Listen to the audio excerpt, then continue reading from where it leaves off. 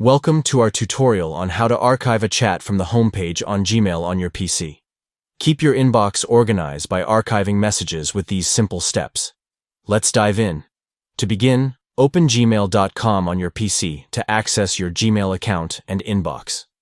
Next, locate the message that you want to archive within your inbox or a conversation thread.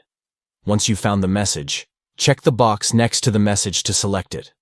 This will allow you to perform actions on the selected message. Now, look for the archive icon located at the top left side of the Gmail interface.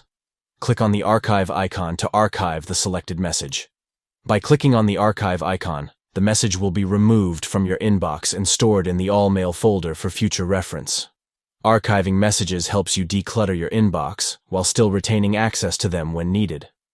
By following these steps, you can easily archive a chat from the homepage on Gmail on your PC, keeping your inbox organized and free of clutter.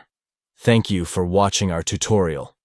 Enjoy maintaining a tidy inbox by archiving messages efficiently on Gmail. Stay organized and streamline your email management with the archiving feature.